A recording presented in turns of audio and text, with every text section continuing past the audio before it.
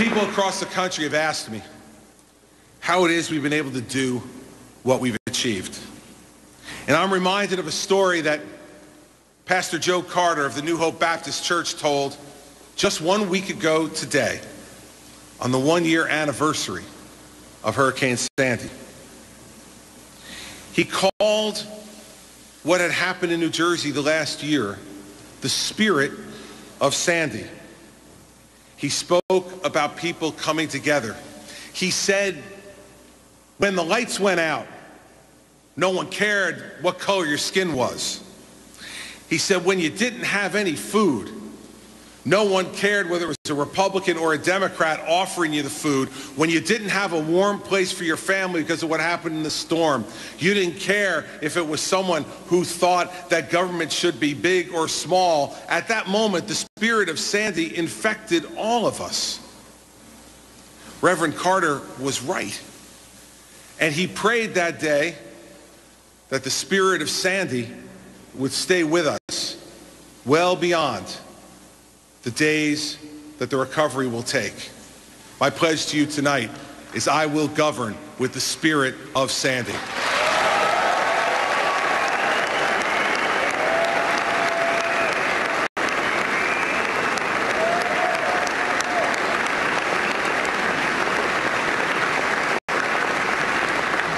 It's true of New Jersey and all the people who live here.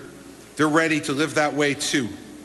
As your governor, it has never mattered to me where someone was from, whether they voted for me or not, what the color of their skin was, or their political party. For me, being governor has always been about getting the job done first. Now, that doesn't mean that we don't have principles. We have many of them.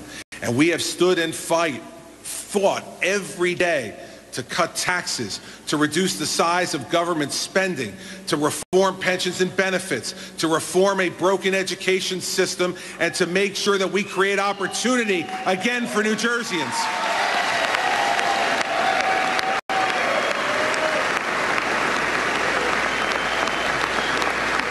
And for the next 4 years, we will fight to make those changes permanent, and we will fight to make them bigger. I did not seek a second term to do small things. I sought a second term to finish the job. Now watch me do it.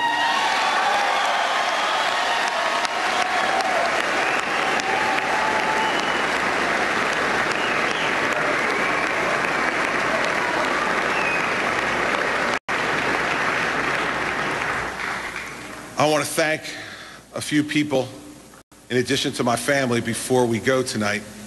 I want to tell you that I, over the last year, have had the greatest campaign team any governor could ever ask for. They ran a flawless campaign, and I thank them for it.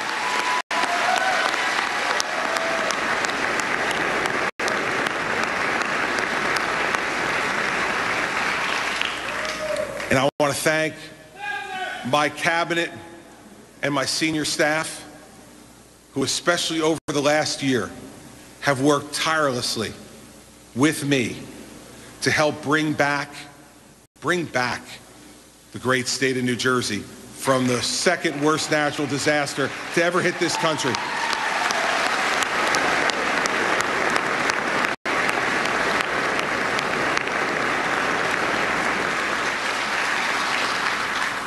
And I want to thank the second woman who said yes to me when I asked. New Jersey's great Lieutenant Governor Kim Guadagno.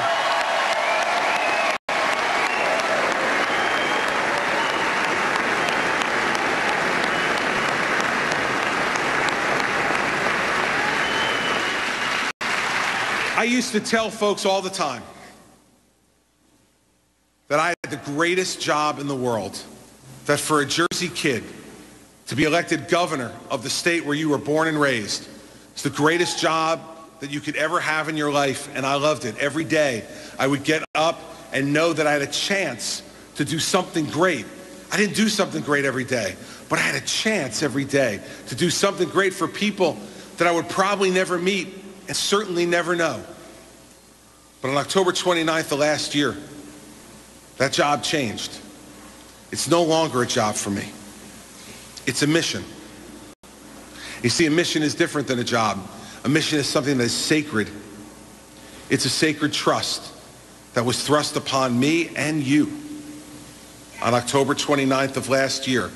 And that mission is to make sure that everyone in New Jersey who was affected by Sandy is returned to normalcy in their life. And I want to promise you tonight, I will not let anyone, anything, any political party, any governmental entity, or any force get in between me and the completion of my mission.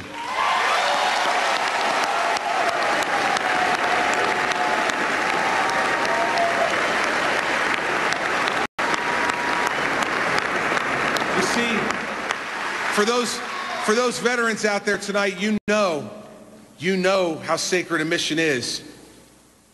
The sacredness of the mission of a soldier is that no one ever is left behind. No one is ever left behind on the battlefield. And on the battlefield that Sandy turned this state into, New Jerseyans will never leave any New Jerseyan behind.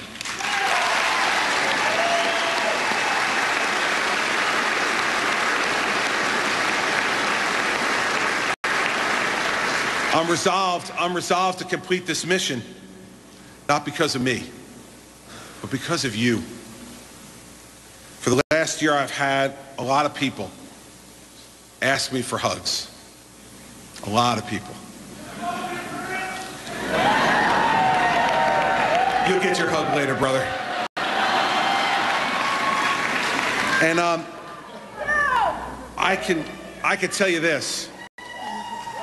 I guess there is open bar tonight, huh?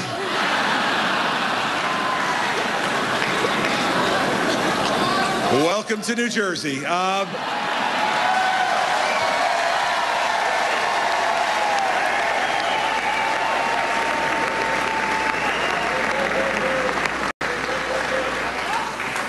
People ask me for hugs to comfort them. People ask me for hugs to make sure I wouldn't forget them. People ask me for hugs just to know that the leader of this state cared about them. And people came up to me all the time in the aftermath and said to me, Governor, where did you get the energy? Where did you get the energy day after day after day to do that? And I told them, you don't understand, do you? Those hugs gave more to me than I could ever give back to them. They gave me hope and faith and optimism for our future.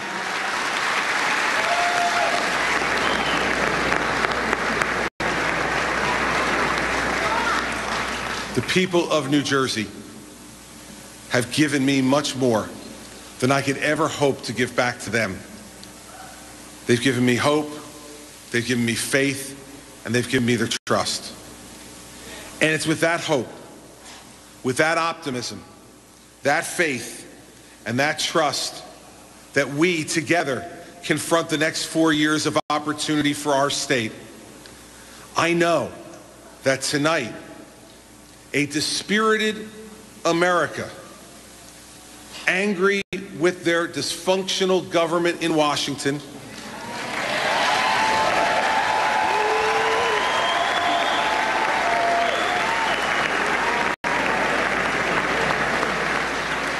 looks to New Jersey to say, is what I think happening really happening?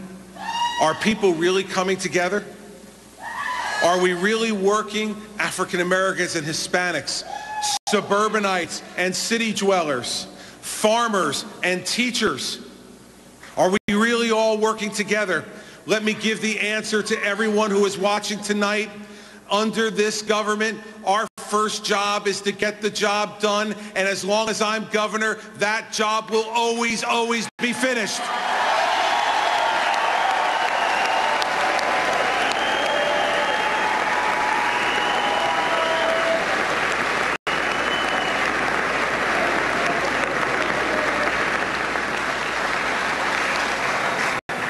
I think tonight most particularly.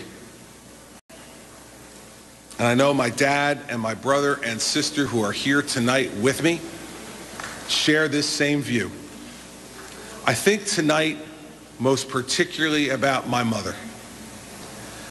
All of you who have heard me over the last 4 years know that she was and still is the dominant influence in my life. As I said on the video,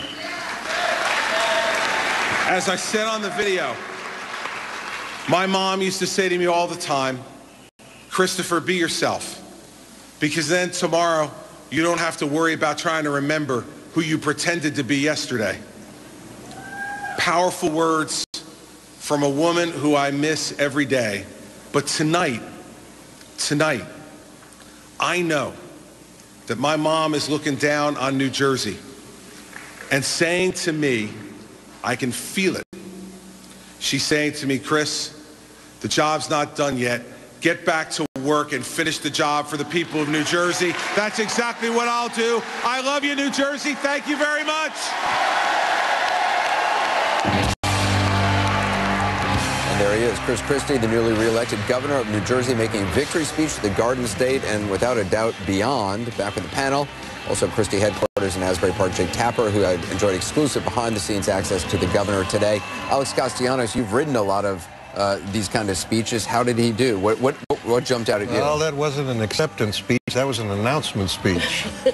Here was somebody saying, look, we shook up New Jersey. Guess what? Take a look at Washington. Washington's going to get a lesson from this tonight. And it was good to see that Governor Christie overcame his shyness tonight and was able to be forceful like that. And all that false modesty that he's been laboring with all these years. You know what? He managed finally to break through. Cockiness to him, as there often is with Chris Christie. And in a